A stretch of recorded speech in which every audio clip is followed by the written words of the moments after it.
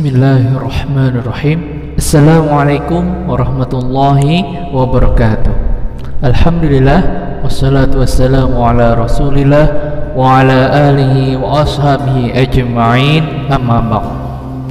Alhamdulillah, kita dapat bertemu pada pembelajaran BTA atau Pendidikan Al-Quran pada pertemuan yang ke-6, yang dimana pada pertemuan ini kita akan membahas bab keempat halaman 68 Quran surah Al-Adiyat ayat 1-11. Sebelum kita memulai pembelajaran pada hari ini, marilah kita berdoa bersama-sama, semoga ilmu yang kita dapatkan bisa bermanfaat. Amin ya rabbal alamin. Bismillahirrahmanirrahim. Alhamdulillahirabbil alamin. Wassalatu wassalamu ala asyrafil anbiya'i wal mursalin sayyidina maulana Muhammadin wa ala alihi wa ashabihi ajma'in. Raditu billahi rabba wa bil islam dina wa bi Muhammadin nabiyyan wa rasula. Rabbi zidni ilma warzuqni fahma bi rahmatika ya arhamar rahimin. Walhamdulillahi rabbil alamin. Semoga dengan doa ini kita dapat belajar dengan serius, dapat memahami dengan baik apa yang Bapak sampaikan, dan dapat kalian amalkan dalam kehidupan sehari-hari. Quran surah Al-Adiyat ini salah satu surah juz amma, jadi sambil kalian baca, sambil kalian hafal ya surah ini. A'udzu billahi minasyaitonir rajim. Bismillahirrahmanirrahim. والعاديات ضبحا فالموريات قدحا فالمغيرات صبحا فأسرن به نقعا فوسطن به جمعا إن الإنسان لربه لكنود وإنه على ذلك لشهيد وإنه لحب الخير لشديد أفلا يعلم إذا بعثر ما في القبور وحصل ما في الصدور إن ربهم bihim yawma idzin la khabir. Shadaqallahul azim. Ayat ini berjumlah 11 ayat surah Al-Adiyat. Ini ayat ke-100 dalam ayat Al-Quran. Seperti biasa kita akan membahas tajwidnya ya. Wal adiyati ya. Ini ada tabi'i ya, fathah bertemu alif, matabi'i juga ya. Dobha, do di sini ada ba ya, sukun. Coba kalian tebak ini hukumnya apa? Yang jelas ini huruf dari bagian bajada toko atau baju di toko, berarti ini qalqalah ya. Terus pertanyaannya, ini qalqalah sugro atau kubro ya? Lihat, ini namanya walaupun mendekati akhir, ini yang benar adalah qalqalah sugro ya. Jadi namanya ini qalqalah sugro. Dobha ya, dobha ya, itu pantulannya kecil aja, tetapi ini juga dimaksud dengan qalqalah sugro.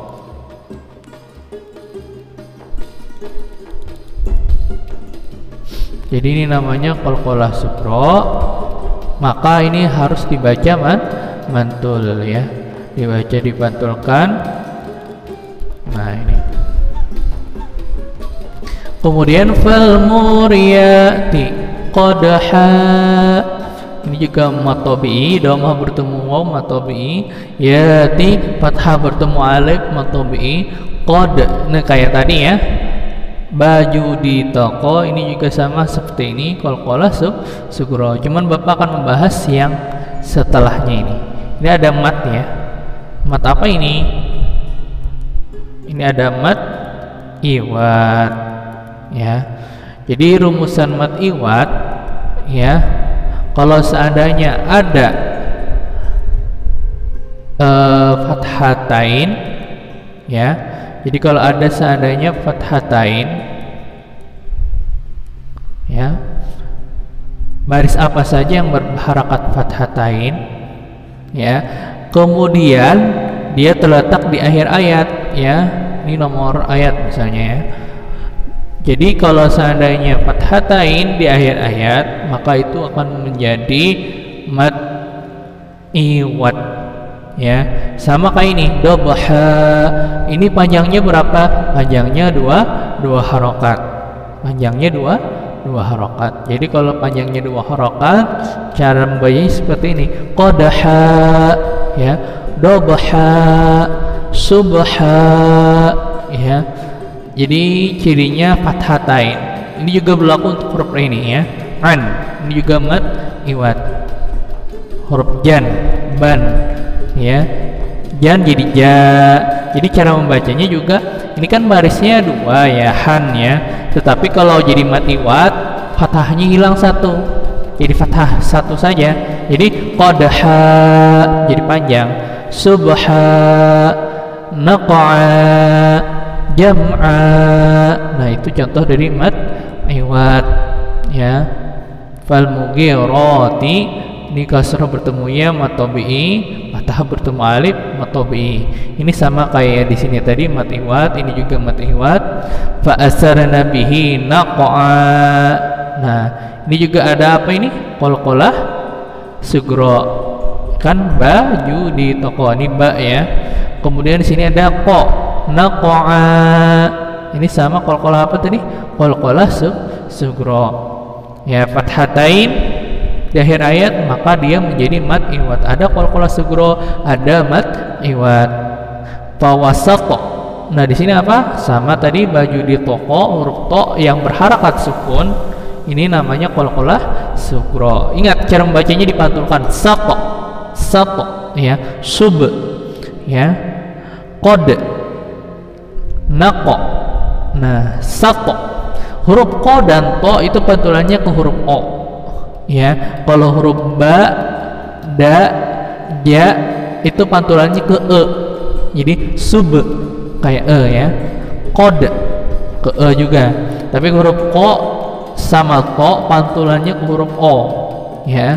Naqa, saqa, fama saqna bihi jam'a, ya. Jadi kalian ikuti cara membaca yang benar gimana. Jam'a, ini apa tadi? Mad iwad, sama kayak di atas, ya. Ini pakai ain, huruf a jadi a, an jadi a. Ini namanya mad iwad. Innal insa, inna. Nah, di sini ada gunnah, ya. Namanya gunnah musyaddah. Saya singkat M aja, ya. Gunnah aja, sebagian ada pendapat gunnah aja ini sudah benar, sudah. Yang melengkapi itu gunnah musyaddah. Innal insa. Nah, ada hukum nun mati dan tanwin di sini. Ada an, in, un atau nun mati. Ada nun mati bertemu sa, namanya ikhfa. Nun mati bertemu sa. Li rabbihi lakanud.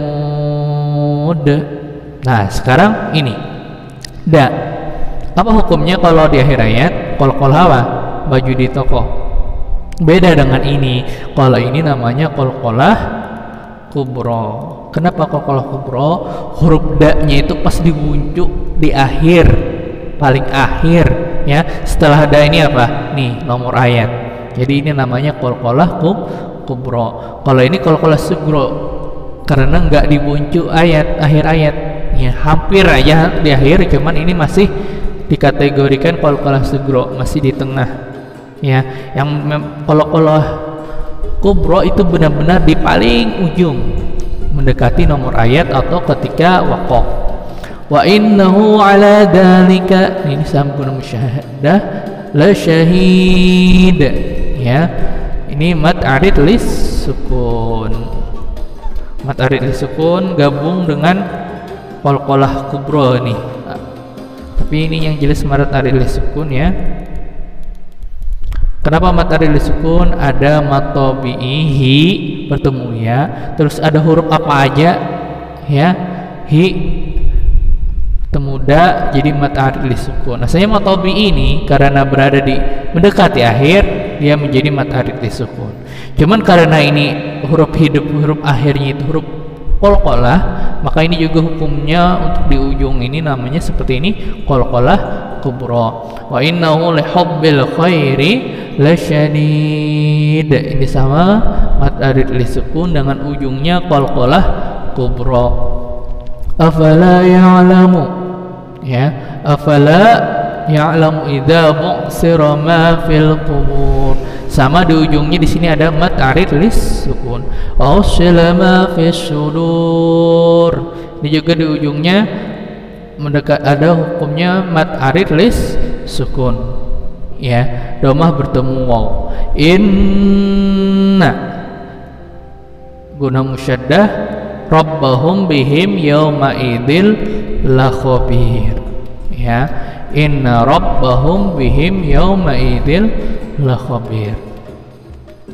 Jadi ada an, in, un atau nun mati, ada in bertemu la, ini namanya idgham bila guna. Ya, la sama ro itu huruf-huruf idgham bila guna.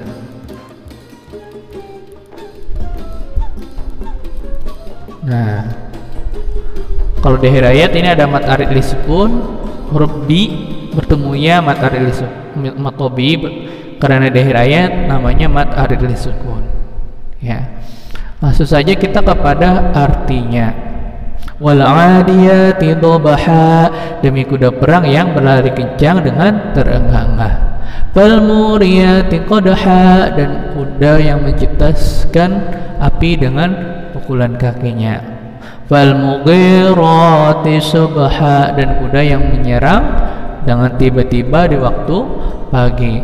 Fa asarna bihi naq'a, maka ia menerbangkan debu. Fa wasatna bihi jam'a, dan menyerbu ke tengah kumpulan musuh. Innal insana li rabbih lakanud, sungguhnya manusia itu sangat ingkar, tidak berterima kasih kepada Tuhannya. Wa innahu ala dzalika lasyahid, dan sungguhnya manusia itu menyaksikan sendiri keingkarannya. Wa innahu lihubbil khairi lasyadid, dan sungguhnya dia sangat bakhil karena cintanya kepada harta. Afala ya'lamu idza bu'sira ma fil qubur, maka apakah dia tidak mengetahui apabila dibangkitkan apa yang ada di dalam kubur. Wa hussila ma fis surur, dan dilahirkan apa yang ada di dalam dada. Inna rabbahum bihim yawma idil la khabir, sesungguhnya Tuhan mereka pada hari itu maha mengetahui keadaan mereka.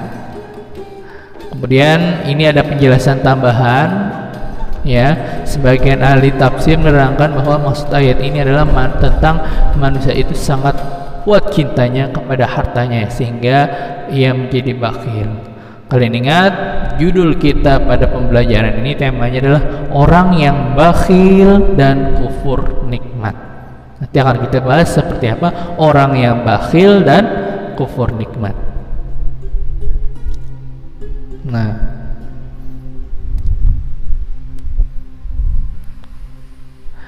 wal adiyati dhabha, demi kuda perang yang berlari kencang dengan terengah-engah.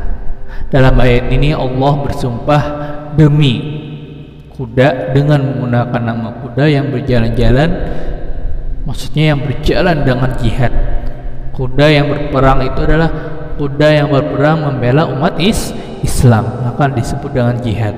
Ketika kuda itu berlari dan mengeluarkan suara ringkikannya, kalian tahu dengan seekor kuda itu bisa meringkik, ya, terutama saat dia ingin menyerang musuh, saat dia berlari, dia mengeluarkan ringkikannya untuk menakut-nakuti musuhnya, ya.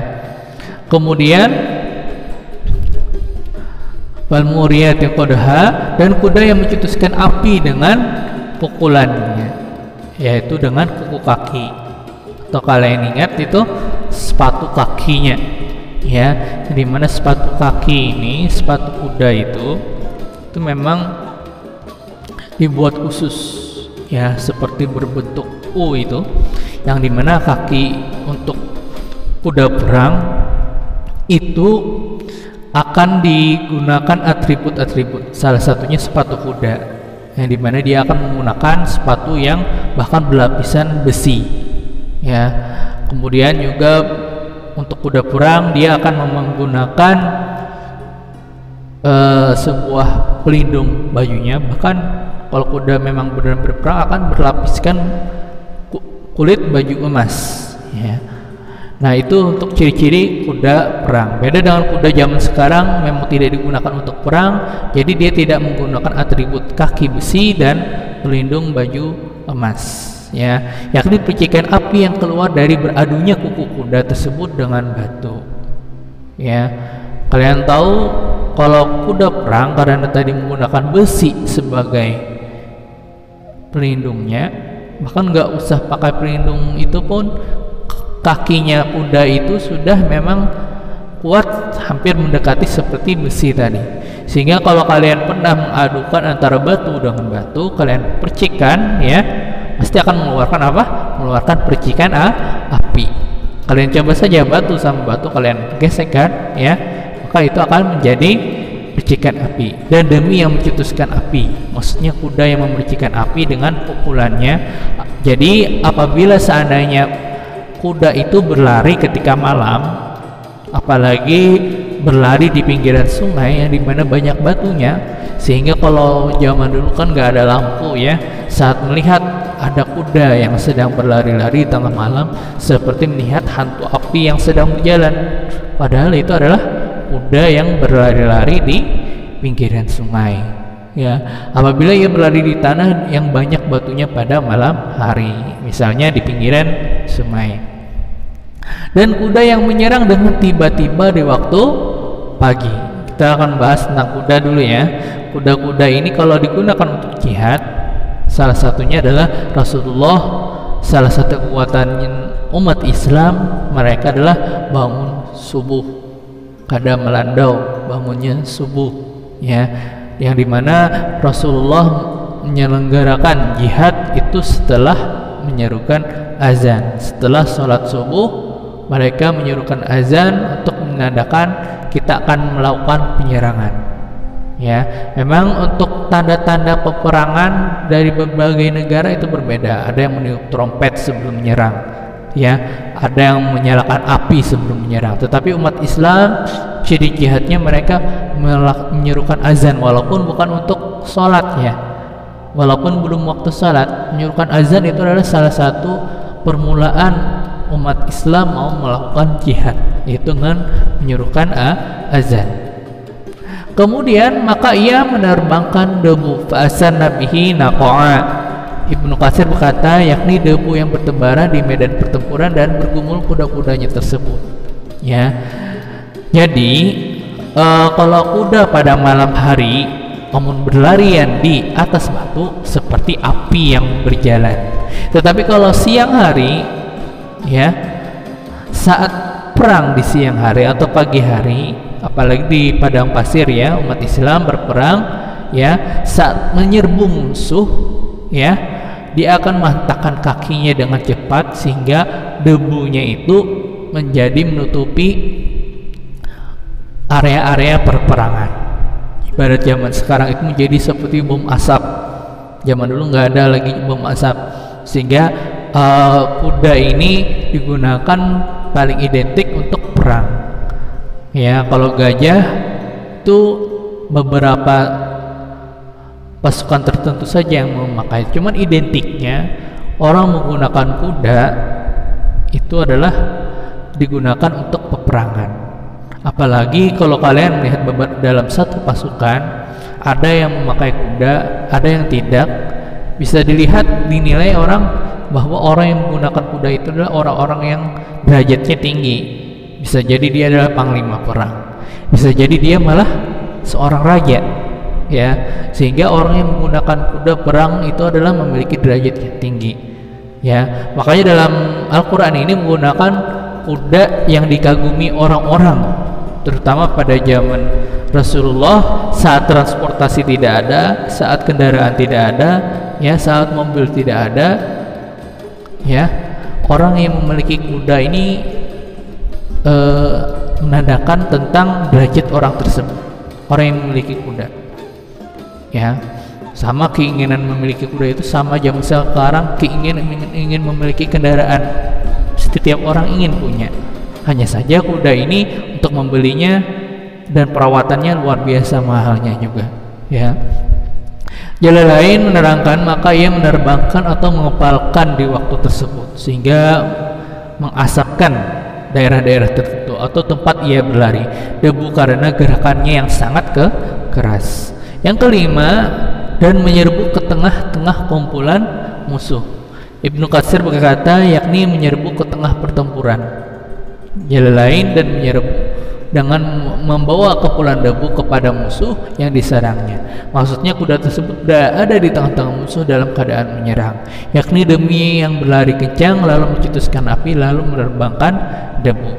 Nah, jadi selain bisa berlari pada malam hari membuat seperti api yang bisa mengepalkan debu, bahkan kalau orang satu pasukan, ya orang yang seorang prajurit kalau tanpa kuda ingin menyerang ke kumpulan musuh, ya itu orang itu tidak akan efektif untuk menyerang, bahkan bisa kalah. Tetapi kalau satu pasukan, satu prajurit menggunakan kuda menyerang ke kumpulan musuh, jadi dia akan menang.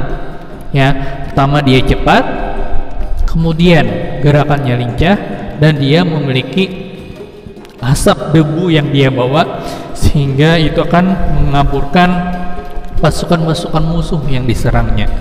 Ya, sehingga kuda ini adalah salah satu makhluk yang dicintai Allah, ya, bahkan sangat dicintai oleh para manusia, sehingga Allah pun mengagungkannya dalam surah Al-Adiyat. Ya, terutama yang dimaksud adalah kuda-kuda perang yang membela Islam.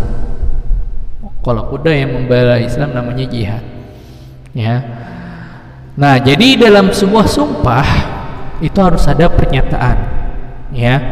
Jadi namanya dalam hukum tafsir, dalam hukum menafsirkan ayat Al-Qur'an, dalam qawaidut tafsir ada istilah namanya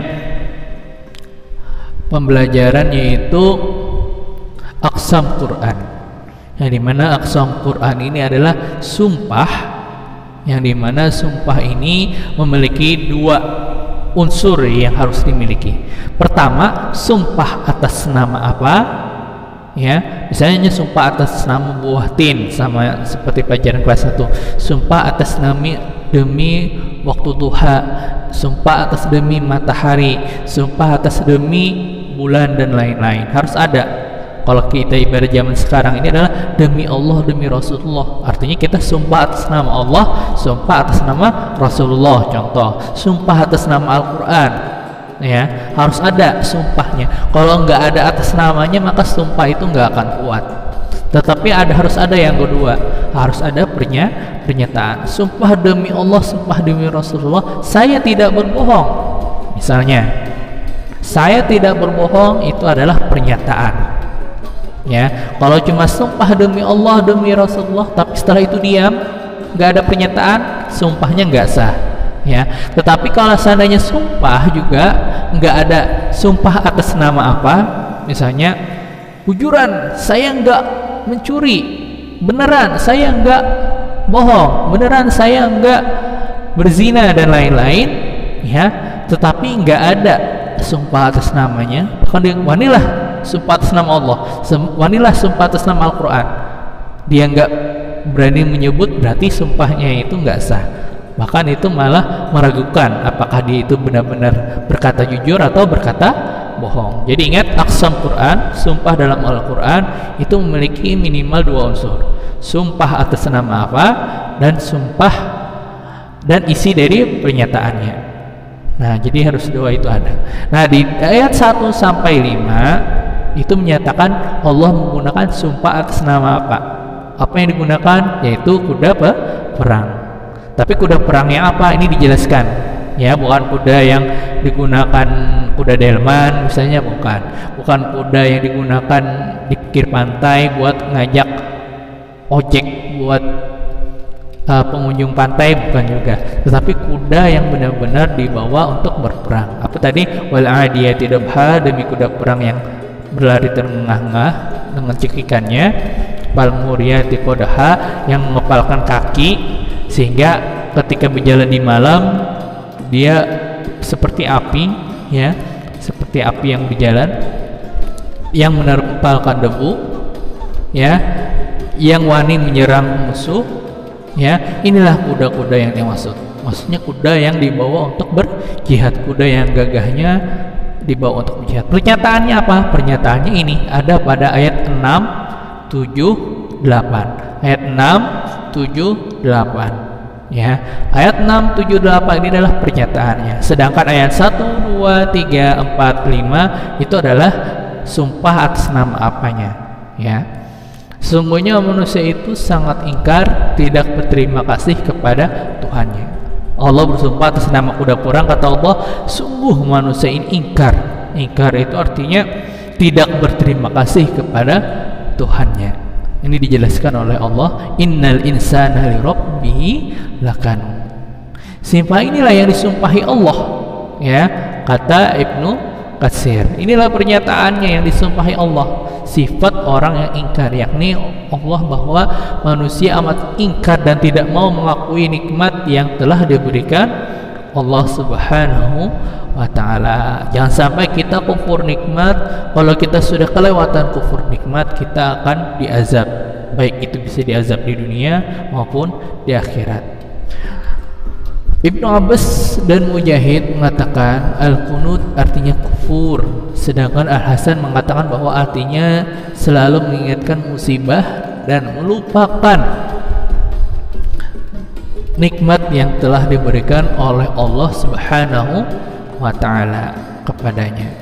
Jalan lain berkata, sungguhnya manusia, orang-orang kafir itu sangat ingkar kepada Tuhannya. Artinya ia mengingkari semua nikmatnya yang telah dilimpahkan kepadanya. Ya, jadi ini adalah Allah menyumpahi orang-orang kafir yang sudah diberikan nikmat. Ya, nikmat Allah memiliki sifat Ar-Rahman dan Ar-Rahim, yang dimana kasih sayang Allah itu meliputi seluruh manusia. Ya, tidak cuma meliputi nikmat untuk orang muslim saja, orang kafir juga mendapatkan nikmat.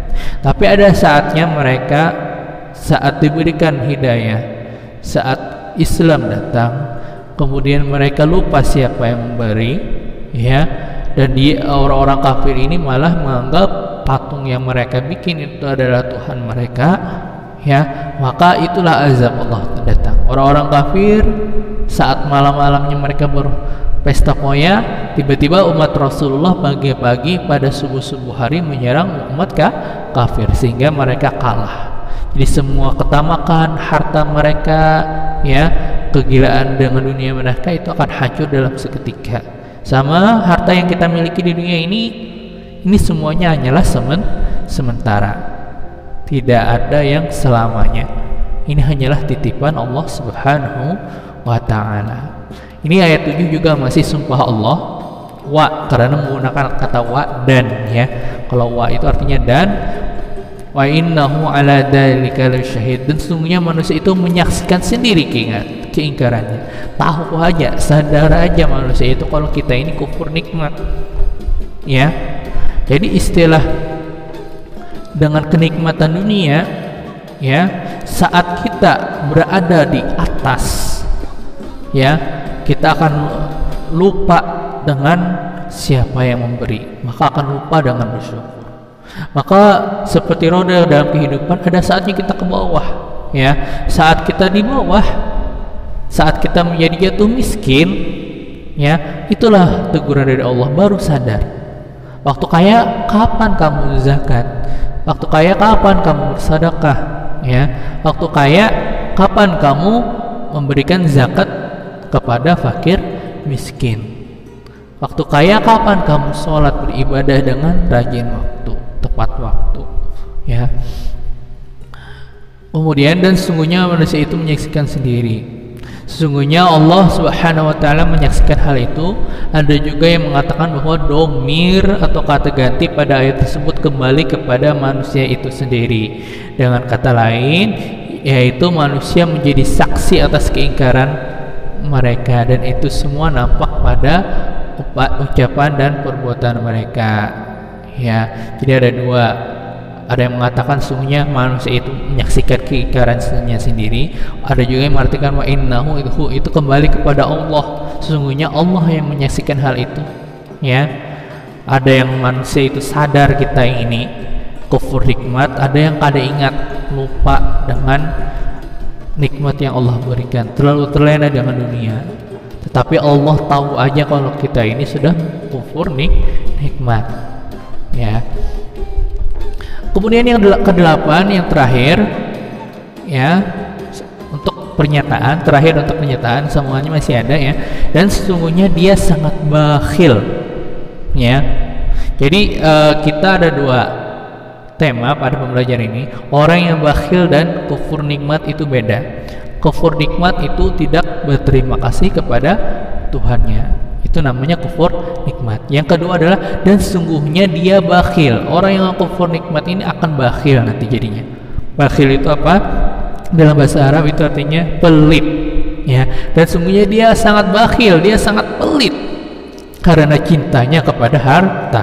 Saat manusia itu sudah kufur nikmat, saat manusia itu kufur nikmat, dia akan terlalu cinta dengan harta. Saat terlalu cinta dengan harta, maka dia akan berat untuk berzakat, berat untuk bersedekah, ya, maka dia akan sangat bakhil. Jadi orang yang kufur nikmat, orang yang bakhil itu disumpahi Allah Subhanahu wa taala, akan dilaknat Allah Subhanahu wa taala. Dia akan diazab, baik di antara itu dunia, kalau enggak di dunia pasti diazabnya luar biasa lagi, berlipat ganda nanti di hari kiamat. Orang yang kufur nikmat, tidak bersyukur kepada Allah, orang yang pelit, ya, tidak suka bersedekah kepada orang lain.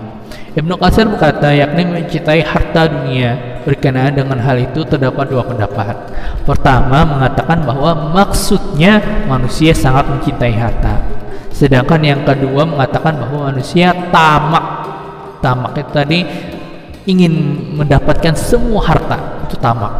Ya, kalau ingin mendapatkan semua harta maka dia ingin bersedekah sedikit saja dia tidak mau, ya. Satu uang 1 sen aja uang jatuh, ya, dia akan ambil kembali, ya. Dia tidak akan memberikan itu kepada fakir miskin karena saking tamaknya dengan harta, ya. Yang pendapat kedua ini adalah di manusia tamak dengan kepemilikan kuda kalau dikaitkan dengan ayat sebelumnya, ya. Kalau kepemilikan kuda ini ya zaman sekarang kepemilikan kendaraan, ya. Kuda itu zaman dulu digunakan alat transportasi, digunakan perjalanan jauh dari Mekah ke Madinah, dari Mekah ke Syria dan lain-lain, itu menggunakan kuda. Jadi kuda itu alat transportasi. Kalau ditafsirkan zaman sekarang, kuda itu ya kendaraan zaman sekarang, motor zaman sekarang, ya. Jadi karena manusia ini terlalu tamak, saking hendaknya memiliki kuda, saking hendaknya memiliki kendaraan, dia bisa saja akan durhaka kepada orang tua. Kadang ditukarkan kendaraan, ya, ingin mengancam orang tuanya. Padahal, ya, itu cuma harta. Kalau harta itu suatu saat itu akan hancur, itu suatu saat itu akan musnah. Tetapi kalau kita berzakat, kita bersedekah, itu selama-lamanya akan ada dan akan disimpan jadi amal jariah. Bahkan itulah yang akan menolong kita pada hari kiamat. Pahalanya akan selalu ada sampai hari kiamat, ya, dan itu akan menjadi balasan kita pada akhirat. Kalau seandainya membeli kendaraan atau bersedekah, kalian akan pilih yang mana? Itu akan dinilai dari ayat ini. Kalian renungkan sendiri, apakah lebih baik berzakat, bersedekah, atau membeli kendaraan, ya. Karena orang yang pelit, kata Allah, itu akan disumpahi Allah dalam surah Al-Adiyat, ya. Saat orang membeli kuda, saat orang membeli kendaraan, maka dia akan tidak mampu berzakat lagi. Padahal sebenarnya dia mampu, tetapi dia lebih memiliki kepemilikan kuda dibandingkan bersedekah, dibandingkan dia berzakat, ya. Afala ya'lamu idza bu'thira ma fil qubur. Ini renungan dari Allah setelah Allah bersumpah dan memberikan pernyataan. Allah mengingatkan kembali, maka apakah dia tidak mengetahui apabila dibangkitkan apa yang di dalam kubur? Karena tahukah kamu kalau seandainya kamu nanti dibangkitkan dalam kubur, yakni ketika manusia telah mati dikeluarkan dari kuburannya masing-masing. Ini maksudnya adalah setelah hari kiamat, setelah kita mau dihisab, ada yaumul ba'ats, hari kebangkitan. Jadi kita akan masuk ke kehidupan kedua. Kehidupan kedua itu adalah di hari setelah hari kiamat. Yaumul akhir, hari akhir kita. Setelah kita mati, kita akan dibangkitkan kembali. Tetapi kebangkitan kedua ini adalah evaluasi, penilaian dari kehidupan kita ketika di dunia. Wa hussila ma fis sudur, dan dilahirkan apa yang di dalam dada. Apa yang ada di dalam hati kita ini akan dikeluarkan. Amal-amal yang kita lakukan akan dikeluarkan. Hati kita ingin berniat buruk atau berniat baik akan ditampilkan pada hari kiamat, yakni dinampakkan segala apa yang dirahasiakan oleh diri manusia. Walaupun dalam hati kita memiliki rasa dengki dan lain-lain, itu nggak kelihatan ya, itu akan terlihat nanti pada hari kiamat. Jadi yang dinilai itu yang di dalam hati aja dinilai, apalagi yang terlihat, apalagi yang nampak, apalagi perbuatan maksiat yang kita lakukan itu dilihat oleh orang lain. Ya, kata jalan lain, maksudnya apa yang tersimpan di dalam kalbu merupakan kekafiran atau keimanan. Orang ini kafir atau iman itu ada dalam hati kan? Nah, itu akan terlihat juga pada hari kiamat. Wa hussila ma fis sudur inna rabbahum bihim yawma idzil khabir. Sesungguhnya Tuhan mereka pada hari itu Maha mengetahui keadaan mereka. Ya, hati seorang ya itu hanyalah Allah yang mengetahui. Kata Ibnu Katsir, yakni bahwa dia mengetahui semua yang dilakukan manusia, bukan uang ya, semua yang dilakukan manusia. Dia akan memperhitungkan dan sekaligus akan membalasnya. Tidak ada seorang pun yang terzolimi atas keputusan yang ditetapkannya kelak. Dalam tafsir jalan lain mengatakan sesungguhnya Tuhan mereka itu dia akan memberikan balasan kepada mereka atas kekafiran mereka. Artinya sesungguhnya kami akan memberikan balasan kepadanya pada saat itu, memberikan pengertian bahwa hari kiamat itu adalah hari pembalasan, karena sesungguhnya Allah selama-lamanya Maha mengetahui. Jadi pada akhir ayat ini sesungguhnya Tuhan mereka pada hari itu Maha mengetahui keadaan. Kita kembalikan kepada Allah ya, jangan takut amal kita tidak dibalas ya. Jangan membalas atas perbuatan dosa orang lain, perbuatan jahil orang lain. Kita yakin saja semua kejahatan yang dilakukan akan dibalas oleh Allah. Tidak ada satupun suatu keburukan, kebaikan yang terlewat. Ya, sekecil apapun yang kalian kerjakan itu pasti akan dinilai oleh Allah. Nah, mungkin itu saja dari Bapak ya.